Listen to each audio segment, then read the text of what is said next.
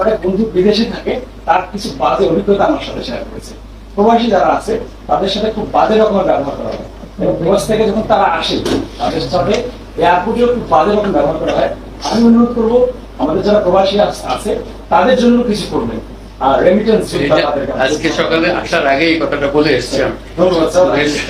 এইটাই প্রবাসীদের ব্যাপারে তাদেরকে সম্মাননার সঙ্গে আনতে হবে, তাদের সম্মাননার সঙ্গে পাঠাতে হবে। তাদের টাকায় আমরা চলি, আর তাদেরকে আমরা হেনস্থা করে রাখি যেন সে অপরাধ করছে। বিমানবন্দরে আসছে যেন চোর, আমি করলাম তোমার জন্য টাকা রোজগার, তুমি আমার এখন চোরের মতো ব্যবহার করে, আমি যেন চোর, আসামি, আমার সবকিছু ভোট, এটা কেন? আমরা তো এটা পাল্টাতে হবে, তাদেরকে সম্মান দিতে হবে। আমাদেরকে রক্ষা করতেছে, আমাদের জন্য মেডেলস নিয়ে আসতেছে, তাকে জাতীয় সম্মান দিতে হবে। আপনাকে সেলুট স্যার, আপনাকে ধন্যবাদ আপনার প্রবাসীদের জন্য এরকম উদ্যোগ নেওয়ার জন্য।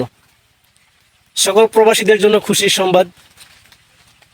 স্যারে যেই কথাটা আপনাদের বলছে, যেই কথাটা আপনারা শুনছেন, সেটা সত্যি। যাদের টাকায় আমরা চলি, যাদের টাকা দিয়ে আমরা দেশ চালাই, তাহলে তাদেরকে আমরা সম্মান দিতে দোষ কোথায়? আমরা তাদেরকে সম্মান দিতে দোষ কোথায়? এয়ারপোর্টে আসার পর তাদেরকে যেভাবে লাঞ্ছিত করা হয়, তাদের মাল সাবান যেভাবে উড়িয়ে ফেলা হয়, এটা কেন? যারা রেমিডেন্স যোদ্ধা, এরা বাংলাদেশের জন্য কাজ করে, এরা এই যে এদের টাকা দিয়ে কিন্তু বাংলাদেশ চলে, এদের টাকা দিয়ে আপনি আমি সবাই চলি, তাহলে এদেরকে আমরা রাষ্ট্রীয় সম্মাননা দিতে সমস্যা কোথায়? দোষের কি আছে? সেই সাথে সাথে সকল প্রবাসীদের যে ভিসা আকামা নিয়ে সংকটময় পরিস্থিতিতে আছে ওরা, এটার দিকেও একটু লক্ষ্য করেন স্যার। এটার দিকেও আপনাদের এখন যেই তত্ত্বাবধায়ক সরকার আসছে, আমি আশা করি এই সরকারের দ্বারাই সকল প্রবাসীদের জন্য ভালো কিছু বয়ে আসবে, ভালো কিছু নিয়ে আসবে। দেখেন বাংলাদেশে প্রত্যেকটা ফ্যামিলিতেই, প্রত্যেকটা ঘরেই কিন্তু প্রবাসী আছে, প্রত্যেকটা ঘরেই কিন্তু প্রবাসী আছে।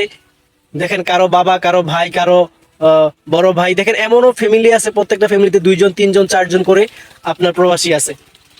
এরা এই যে বাংলাদেশের মায়া ত্যাগ করে, বাবা মা ভাই বোন সবার মায়া ত্যাগ করে দূর প্রবাসে গিয়ে পড়ে আছে, এদেরকে যেভাবে গালি দেওয়া হয়, এদেরকে যেভাবে অসম্মান করা হয়, এটা আসলে সহ্য করা যায় না। কিছু বলতে পারি না, কিছু করতে পারি না, এতদিন কিছু করতে পারি নাই, কিছু বলতে পারি নাই। কারণ হচ্ছে যে অনলাইনে এসে যখন এই সরকারের বিরুদ্ধে কোনো কথা বলতে যাই, সত্য কথা বলতে যাই, তাহলে আইডি হ্যাক করে ফেলা হয়, শাস্তির মুখোমুখি দাঁড়াতে হয়। এই জন্য আসলে কোনো কিছু বলা হয়নি। এখন স্বাধীন দেশ, স্বাধীন বাংলাদেশ, হাজারো ছাত্রদের তাজা রক্ত দিয়ে দেশ স্বাধীন করা হয়েছে। সত্য কথা বলতে এখন আর বুক কাঁপবে না। এই জন্য স্যার যে উদ্যোগটা নিচ্ছে সকল প্রবাসীদের জন্য, এটা খুবই ভালো উদ্যোগ, খুবই ভালো মত। আমি এবং আপনাদের সকল প্রবাসীদের জন্য ভালো কিছু বয়ে আসবে এই ডক্টর ইউনূসের দ্বারায়, এটা আমরা আশাবাদী। সকল প্রবাসীদের যে ভিসা আকামা নিয়ে ওরা সংকটময় পরিস্থিতিতে আছে, এটার জন্য উদ্যোগ নেওয়া হোক, এটা আমরা চাই এবং সকল প্রবাসী চায়। দেখেন অনেক প্রবাসীরাই কিন্তু অবৈধভাবে বিদেশে আছে, তারা আপনার পলাই কাজ করতেছে, পলাইয়া।